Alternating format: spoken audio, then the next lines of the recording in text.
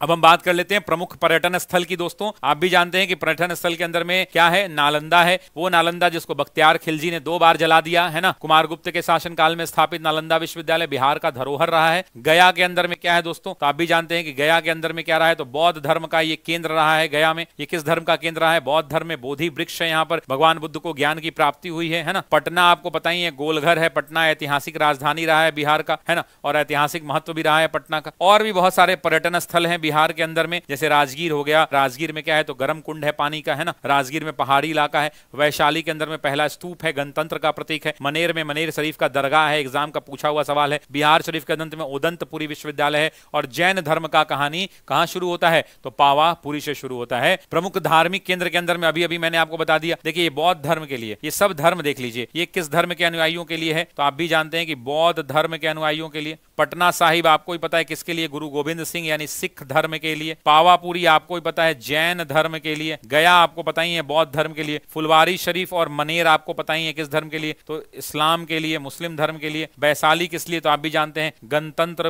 वैशाली से ही शुरू हुआ था। गणतंत्र है यहाँ पर क्या है, तो बौद्ध धर्म का स्तूप है। दोस्तों प्रमुख मंदिरों की बात करें तो पटन देवी का मंदिर है, बड़ी पटन देवी है, छोटी पटन देवी है। पटना जंक्शन पे हनुमान मंदिर है। ओहरौली का मंदिर है बक्सर में। अजगबीनाथ का मंदिर है भागलपुर में। मेले की बात कर लें तो एशिया का सबसे बड़ा मेला सोनपुर का मेला है दोस्तों, जो एशिया का क्या है, सबसे बड़ा पशु मेला माना जाता है। वैशाली का मेला आपको ही पता है कि प्राचीन गणराज्य की स्मृति में आयोजित, दुनिया का प्रथम गणतंत्र यहीं हुआ था, ध्यान रखिएगा। हरिहर क्षेत्र का मेला आपको पता है दुनिया का सबसे बड़ा पशु मेला कहा जाता है इसको, सोनपुर में लगता है दोस्तों, ध्यान रखिएगा। अन्य प्रमुख मेले आपको पता है कि सौराठ का मेला, यही एग्जाम में आया था, सौराठ का मेला। ककोलत का मेला लगता है, जानकी नवमी का और मेष संक्रांति का मेला बिहार में मनाया जाता है। अब बिहार के अंदर में बोले जाने वाली भाषाओं की बात कर ले दोस्तों, तो कौन कौन सी भाषाएं हैं, तो मैथिली बोली जाती है मिथिला के क्षेत्र में दोस्तों। अंगिका बोली जाती है अंग प्रदेश के अंदर में। उसके अलावा मगधी बोली जाती है, मगध साम्राज्य के मगधी जो दक्षिण वाला बिहार का जो गंगा के नीचे का इलाका है। भोजपुरी आपको पता है कि आरा बक्सर हो गया, भोजपुर हो गया, बक्सर हो गया। इधर सासाराम मोहनिया उस इलाके में छपरा सिवान गोपालगंज बोला जाता है। और वज्जिका बोली जाती है बिहार के अंदर में। कुल भाषाएं कितनी हैं आपको ही पता है कि 22 भाषाएं हैं दोस्तों, जो